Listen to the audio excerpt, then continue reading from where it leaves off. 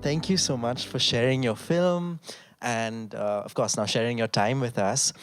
Uh, I wanted to start with so there's this alienation that I tend to feel with films about kids because I don't know how to relate to them anymore. I don't know Yeah. if it's a generational thing because the way they interact with the demands of the world is so different. The way they navigate that is so different. But then suddenly in your film, while watching your film, they say this thing like the reading time in the exam. And that's something Yeah. that I related to. I don't know if it's nostalgia or PTSD.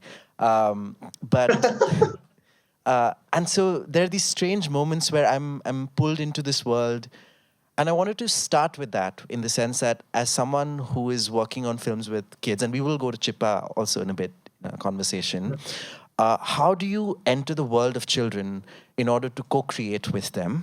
And by way of answering it, if you can talk to us about the process of making this film and how it started with, the Teach for India Fellowship and how you got involved. Yeah. Yeah. I mean, it's a great question. It's a question I get asked also often about, my relationship with working with children or with young audiences and young adults. And I think one of the things that I've realized over the years is that uh, for me, one of the things I try to keep close is to not treat them very differently from how I would treat adults. In that we are, at the end of the day, I'm co-creating something with them. So just for context, I've been now working with sort of kids for more than a decade, which started, as you said, with the Teach for India Fellowship back in 2012, when I was teaching a second grade and third grade classroom. And I was a class teacher in a classroom, right? Like I was teaching them English and math, and they didn't know how to write ABC. uh, but the problems in their life were not that they did not know how to write ABC. That was my problem. That's what, when I walked in, I said, oh, these kids don't know anything. Oh, they don't know math. Oh, they don't know multiplication and division.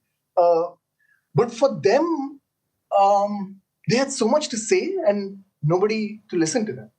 And when I asked them what they did for their summer vacation, um, they wanted to say so much because they wanted to tell me what they dreamt about, or they wanted to tell me, what happened in their grandmother's neighbor's house and who had to fight with whom. Uh, but what I wanted to hear was, what did you read or what did you do? And I think that was the time when I started realizing that the first thing that we need to do when we are working, with young adults in particular, would be to sit and listen. And I think it's not very different um, from working with adults per se, and that relatability comes when you're truly listening, right? And so to just enable that space uh, of comfort, to enable that space where kids can come to you and tell you things without uh, thinking that you're a teacher or you're a parent, which are the two sort of authority figures that adults hold in their life. And if you can sort of traverse that to be able to say, hey, you know what, I'm actually not invested in you and like what will happen in the life trajectory, and where will you go from now. I'm here to listen. And if they're taken seriously, and if you can truly begin by listening, I think at some point of time, like, the lines blur. And for me, that was the most beautiful part about making Ready Steady, was what started off honestly as a pandemic project where we got kids together to come together and write stories based on their lives. Suddenly took took its turn as time went along, and we realized that we were creating spaces where kids could bring their authentic selves to the writers' room, and they had so much to say. And for us, the first bit of it is to sit back and say, hey, you know what you have to say is important. And so, if it's important for you to talk about the decision making that goes behind what you wear at the birthday party, that's important to us. And if you want to talk about religious discrimination that you might be facing in school, that's important to us too. And so for us to take that seat back and say, hey, you know what, whatever you have to say is important, and can you think about it and refine it more, and sort of treat them as not as subjects, but as authors, and as people who have something important to say, and for us to be able to listen to then understand that, okay, this is what's happening in the world of teenagers today, right? Like, and this is what's happening. Because otherwise, writers and directors, I mean, we have a habit of trying to find stories, and so then essentially we're carrying stories with us, and we're looking for places to be able to funnel it through, right? And so for me, that's been a journey to take, even from, as you mentioned, say, Chippa, which is really a story about my childhood more than anything else, uh, to Ready Steady, which is to say, hey, you know what? Here's a step back where I'm saying that, let me not try to tell the story that I want to see through the lives of these kids, or these characters that exist. But let me just sit and listen. And I think that's been the. I don't know if that answers your question or not, but that's It been a big does. part of my process. No, it truly Yeah. does. And I do want to circle around this idea of a writer's room with kids.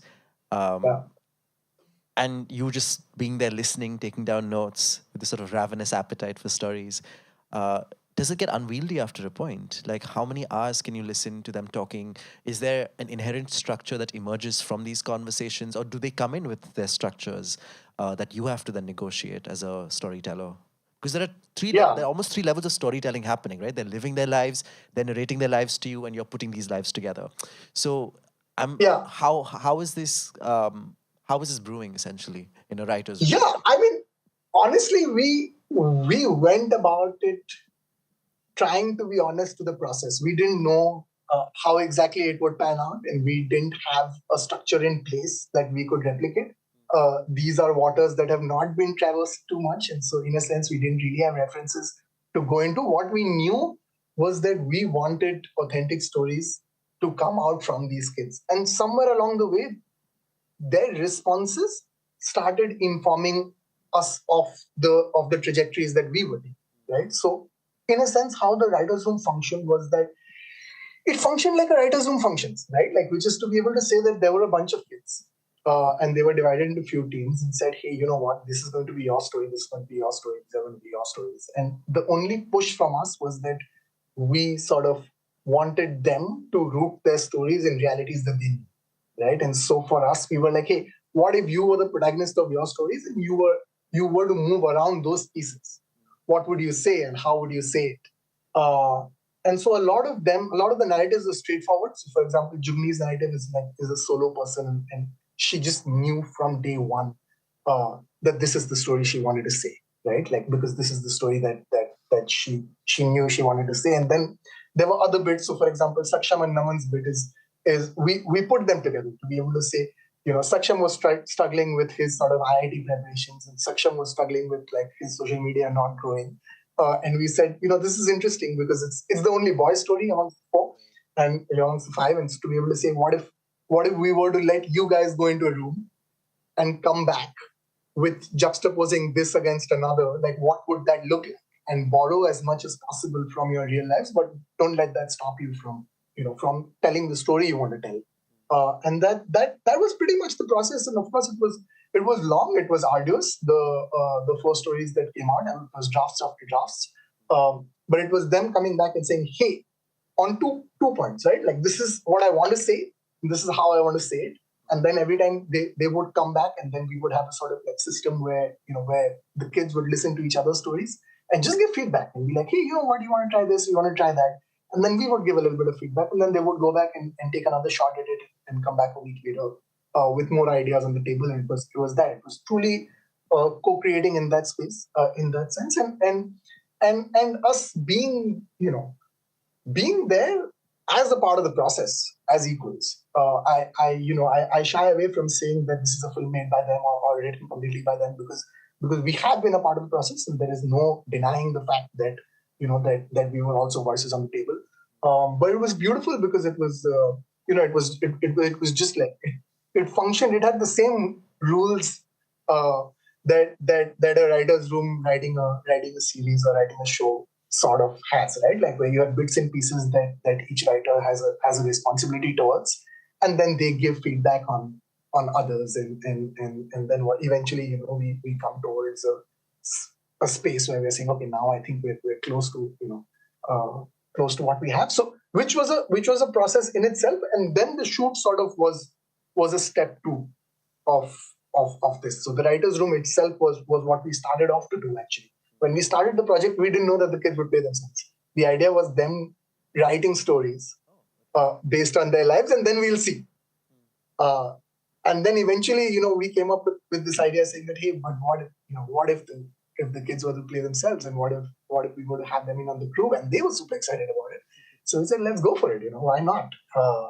And so then that was another whole sort of process in itself, where we had a gang of 40 teenagers who is the classroom that you see, who doubled up as location managers. They doubled up as folks in the art team. They doubled up as folks in the costume team. They doubled up as folks in the catering team. They doubled up as folks in the lighting team, and sort of made the film set their own. And we were, of course, shooting in their houses and sort of their neighborhoods, their parents, things like that, which basically wouldn't have been possible if they were not intrinsically a part of the team. And we were enjoying it. I think everywhere, somewhere along the way, we realized that we were onto something special. And I think it helped that Nivriti was around, and we have a bit of an education background. So for us, it was really beautiful to be able to see that a lot of learning was happening, and that something special was brewing in this sort of like this process that we were discovering as we were moving along as well. Yeah. I love that answer, because it almost makes the film look like a site of pedagogy of how to Yeah. engage with children. But Safdar, I wanted to ask about your practice as an artist too, because one of the things that is exceptional about both this film and Chippa, which is on Netflix in case you all haven't seen, it's this really sweet film about the child who just leaves his home and walks around the city in the middle of the night, is the absence of threat. There is no, I mean, Chippa, for example, is a kid on the street and he's meeting these strange men. There's no sense of threat. Here too, you have not just the landmines of identity and bullying and all of that, but also stuff like beef and a father throwing an iPad off a child's hand, like really violent interactions. But then you layer it with upbeat music. So there's something structurally with the form that you're doing to make the act itself less threatening, but also you don't get that sense, that visceral sense of threat that these bodies are holding. And it seems like it's a conscious decision. Can you talk to me a little bit about that? Yeah. I mean, it's a tough question to answer. Honestly, it's not something that I do super consciously to be able to say, but I've noticed this. I've noticed this in my writing as well. And it was interesting because Chippa, for example, was an exercise where it was something that was super conscious, which is that if you think about a night on the streets, you think about crime, or you think about noir, or you think about a certain kind of lighting, and if you put a 9-year-old child on the streets at night and put a red balloon in their hand and give them a pump, what does that story look like, right? And so it was almost a sort of like challenge towards saying that, like, all screenwriting does not need to follow a sense of like things moving around conflict necessarily, or there being sex and violence being, where even if it is not something that is being portrayed on screen, it like hangs large in the atmosphere, and to be able to say, hey, can we move that around, and can we see night for perhaps beauty here, because kids do sleep on pavements at night, and of course there is a threat that's there, but in their everyday lives, it's home, right? And home, by definition, is a place where you feel safe, right? Like, so this is what you feel is home and where you belong. And so Chippa for me was that exploration of a child who thinks that the streets is his home, and so to be able to walk around the streets at night and the interactions that you have, not all of them are positive, not all of them are bright and bubbly, but by and large, this is what the child wants to discover. And in a sense, Ready Steady was almost a validation of that idea, which is that I didn't go in saying that we're going to make a sweet film with sweet upbeat music, and we were ready for what was thrown at us. And in a way, what started coming out was that conflict. Like, again, when we think of a teenage film, we think that there'll be some high drama, and we'll think that kids are going crazy, and this is like the discovery of the adult world, and things like that. And we held the doors open for it, right? We were like, hey, you know what? If you want to talk about a love story, we're here to listen to your love story and make it. If you want to talk about your, and so if one sees, you will see that there are, in the by and by, there are references of like people hurting themselves or people thinking about, about violence and how they approach it. But every time I had a take on it, for Ready Steady, I would go back to the kids and be like, hey, you know what? This is how we shot it. This is what it looks like. We went on an edit. We got them into the edit room and said, you can play around. If you want me to be able to move things around, we're happy to move things around.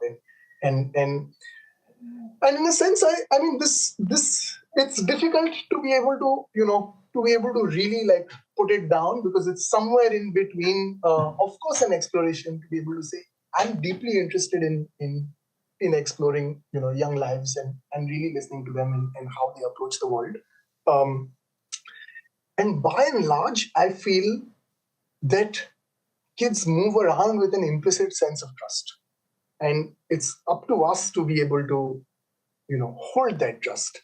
And if we were to truly sort of look into their minds, even with kids who definitely have sort of, live lives that are not easy. They live lives that are born in difficulty. And Chipa was the same, and so with the kids in Ready Steady. They still move around with a certain amount of trust in the world around them, and I feel that mostly the trust and love is given back. And I try and stick to that narrative. Just while we are speaking, we have a visitor. I don't know if you can see or not. Where are you speaking to us from? I'm speaking to you from Belgium. Oh wow! Which okay. is I'm my kids are half Belgian. I'm married to a Belgian national, and so we're here in the summer to meet the in-laws, and that's my nephew Nikita, who's trying to say hi. So I have a final question, Hans. All right, which is the absence of desire in this film, and how these are 15, 16-year-old children. Was this something that they refused to contend with? Because it is messy. Adolescence is infamously rather messy. Desire more so. Was this something that you all wanted to skate around, or the students themselves were skating around? By desire, do you mean like romantic desire? Is that where you're getting at, or do you think desire? Romantic, I suppose too. But just desire. Yeah. Yeah. It's interesting. It's a great question, actually. So the thing is that, I mean, it's difficult to be able to say that these kids are a subset of, because teenagers in India are very, very, I mean, it's very diverse, right? And we've tried to have a diverse group, but they do belong to the same neighborhood. And it's interesting that they really, how we positioned ourselves was to be able to say, you know what, here's your one shot at making something that is going to remain for the rest of your life about something that is deeply important to you. And they chose to speak about the stories they chose to speak about.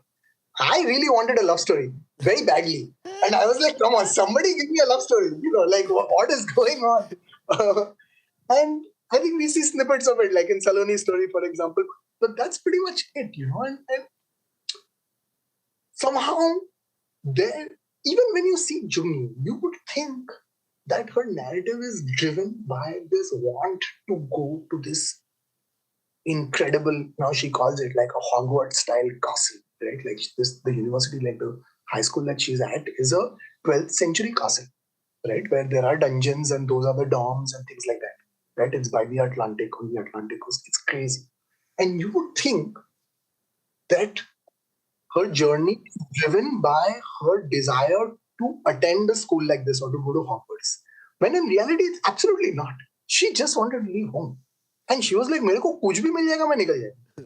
I remember having conversations with us where some of the first conversations that we had, she was like, I want to run away from home.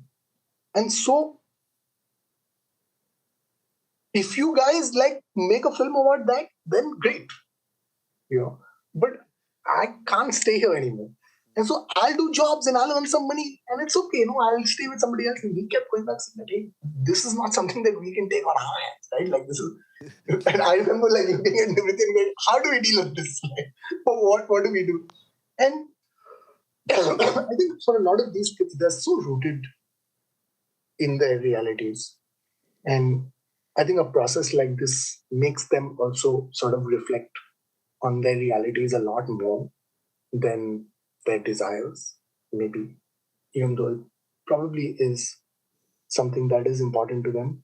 Somehow, when they were given, when we sort of framed it around to be able to say, everybody has many stories to tell, but choose the one that's most important. Because we can make one, we can't make five. And it's going to stay forever. This was our pitch to them. And we were like, you know what, make something that's really important to you. And we'll find a way to make it different from one another. And it's okay. Right? Like if you see like Sweetie's story and Saloni's story, they're not very thematically different from one another. And we're like, that's okay. Right? Like eventually kids talk about friendship. Nobody wants, like, we've not shot inside school. It's crazy. We thought कि teacher का भड़ास निकलेगा, parent का भड़ास निकलेगा. Didn't happen. Kids wanted to speak about other kids and how they were made to feel. And that was what was most important to them. What was most important to them was how they felt and whether the connections that they had in the relationships that they made stood the test of time and were they genuine or were they not. These were this was the search. And I think it says something. It says something about kids growing up in India today where they're very aware and they're very cognizant of their everyday realities. I think they spend a lot of time thinking and talking about that. But yeah, great question. Sir, for your artistry, for your time, for your insights, thank you so much. Thank you all for staying in for the Q&A, watching these films. We have 3 more films tomorrow, and actually a lovely companion piece to this film is 17ers, which we're screening tomorrow at 6 p.m., which is about kids again, but it's in a very different context because it talks about sex and the messiness of it and the intersection of caste and gender. So thank you so much, Safdar. Thank you, really, truly, thank you so much. Have a lovely day.